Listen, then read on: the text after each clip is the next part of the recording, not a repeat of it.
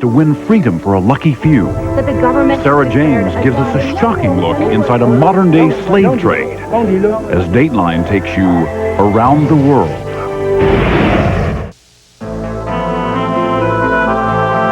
From Studio 3B in New York, here is Jane Pauley. Good evening.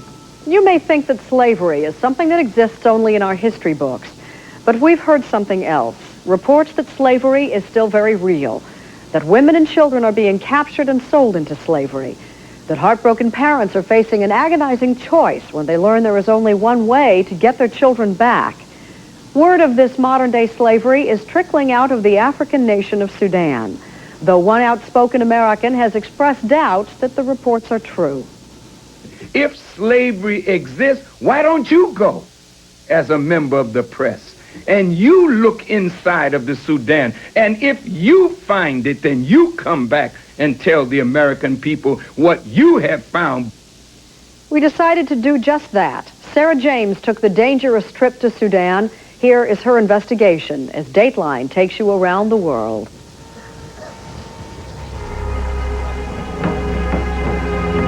You are bought, sold, and bred. You are the property of another man. He is your master. It is a crime from another century. Human beings bought and sold like cattle. Forced to work at a master's whim. Raped, branded, beaten, even maimed to prevent escape. Unimaginable, but as we discovered, true. Because in this corner of the world, slavery still exists. It is really ownership of one human body by another human being. This is chattel slavery. Completely chattel slavery. If a child is born to a slave, what becomes of that child? That child becomes the child of the slave owner, the master. Baroness Caroline Cox is Deputy Speaker of the British House of Lords and President of the human rights group Christian Solidarity International, or CSI. We're in essence talking about what existed in the United States before the Civil War in the South. Yes, and in a very intense way. And yet it is an injustice that is virtually unknown because this remote village is in Sudan, the largest but one of the least known countries in Africa. There's no electricity or no motorized vehicles. Here, along a tributary of the Nile, the native Dinka live as they always have, their lives centered on family and cattle. And on Sundays, they pray for deliverance, for an end to a bloody 13-year-old civil war. The Islamic fundamentalist government in the north has declared a jihād, a holy war against the Christians and traditional believers of the south. And human rights groups say in this war, northerners are taking southerners as slaves.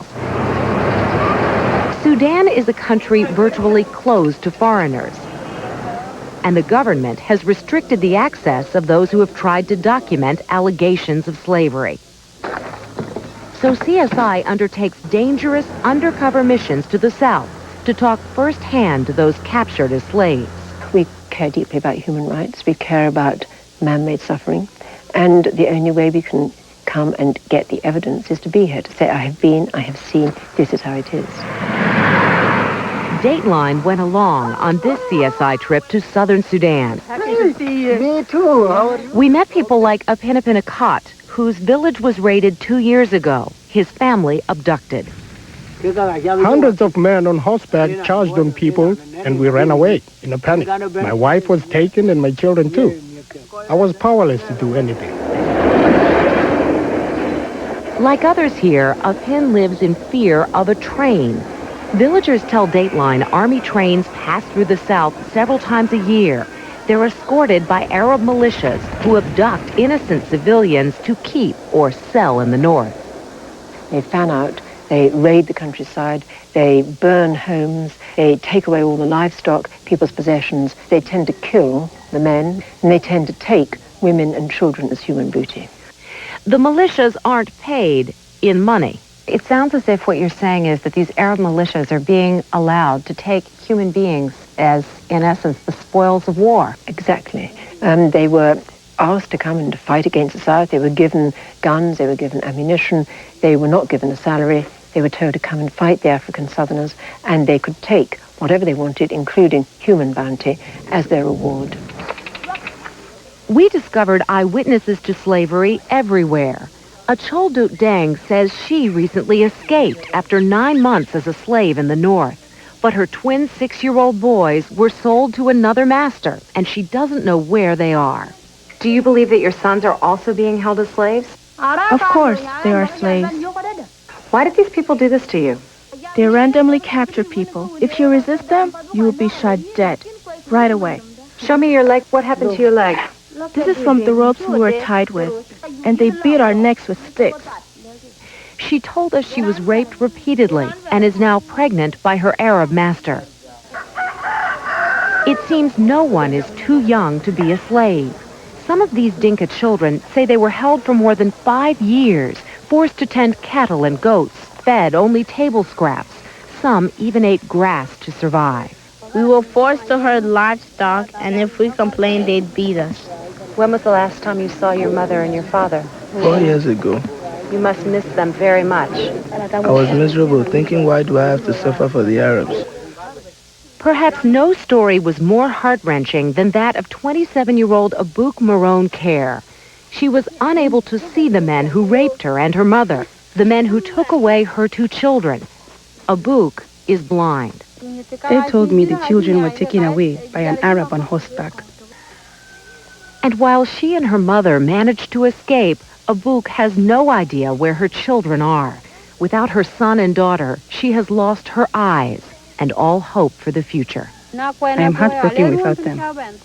If I don't find them soon, I will want to kill myself. Just die. The desire is that all of Sudan should become Islamic. All of Sudan should worship one way. Sam Cotton is the great-great-great-grandson of American slaves and director of a U.S.-based anti-slavery organization. He says since the 1989 military coup of Muslim leader Omar al-Bashir, there's been a dramatic increase in slavery in Sudan. This has a racial context to it. This has a belief that I'm enslaving an inferior group of people. The African is a subhuman. He's a beast of burden. He's a divinely ordained slave. In a country racked by civil war, authorities can't or won't help. So those desperate to find their families must search on their own. Remember Apin, who lost his family in a raid? Last year, he set out alone on the dangerous trek north. I did not know where they were, so I searched for them aimlessly for 9 months.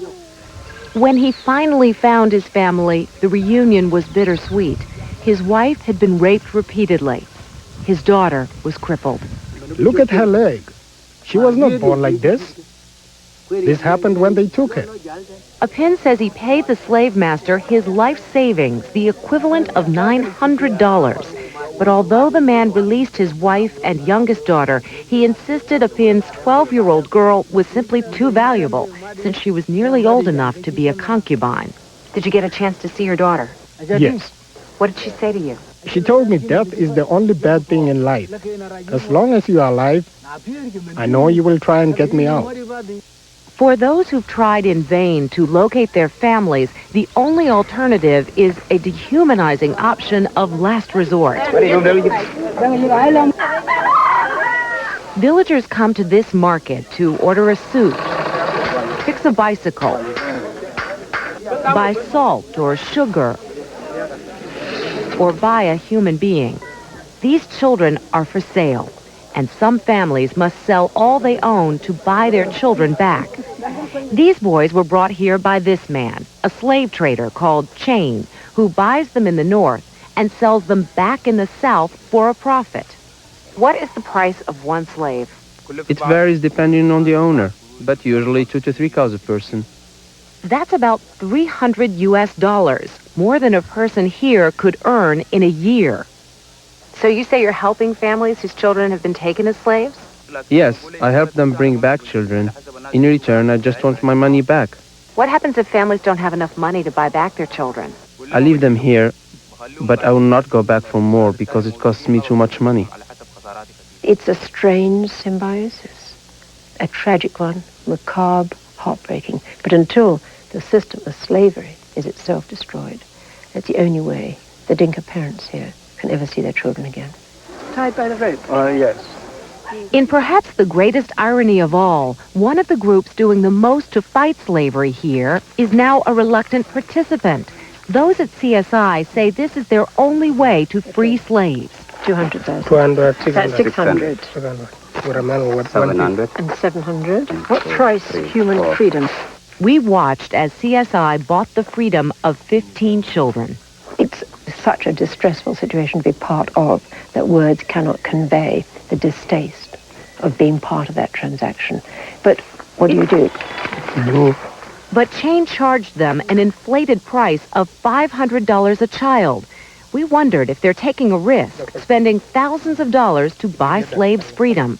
You must, though, Caroline, have had some people say to you, what are you thinking? What's going to happen here is that the price of slaves is going to go up. You are going to potentially make worse a situation you're trying to help. I'd say that's rubbish. That slavery was going on before we ever came. The government of Sudan is categorically against slavery because of its beliefs, its practice, its history, its religion, its convictions. We wanted to ask Sudan's ambassador to the U.S., Mahdi Ibrahim, if Arab militias in his country are permitted to take slaves. We showed him this excerpt from our interview with a captured militia officer. You're saying that those children were taken against their will and forced to work by the people who had captured them? Yes. Those children became slaves. Yes. Some are put to work with cattle. Others in homes. It is happening. Are members of the Arab militia told in essence by the government that they can take human beings as slaves? Certainly not. This is just outrageous. It cannot happen. A practice of taking people, enslaving them, and as you term it, chattel slavery, that is contrary to the policy of the government. These members of the Arab militias, they're not paid a salary, are they? No. And they say that the way in which they get their money is by taking women and children as slaves. What you are reporting here, how do we know that you are reporting from someone who is really genuine, someone who is really truthful? But just look at what happened while we were in southern Sudan. We got a first-hand look at the tragic consequences of a militia strike. The day after we arrived, an army train passed just 14 miles from this village. We could see why the people here fear it so much. Villagers told us this man was shot in the face when he tried to stop a child from being abducted. He died a few days later. My cattle are looted. My goats taken too. Nothing is left. Even the peanuts, sesame, and grain burned. And just a few miles away, those in this town told us militia swooped in, chanting, "Allah is great."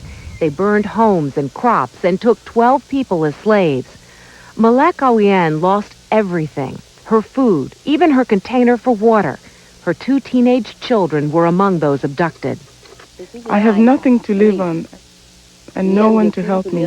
I'm trying to hold on, to keep busy, to at least try and delay my death. Human rights organizations, including Amnesty International and Human Rights Watch Africa, say what we discovered is all too typical. They estimate thousands of people have been taken as slaves in Sudan. And yet the plight of those here has gone virtually unnoticed by the outside world. On this day, CSI gave Apinapinakat $1,000 to try one more time to buy his older daughter's freedom. Others here pray and wait. But fear the world has forgotten them. Because the bitter irony remains. The train will be back. The militias will raid again. And even those who have bought their loved ones' freedom could lose them again. Next time.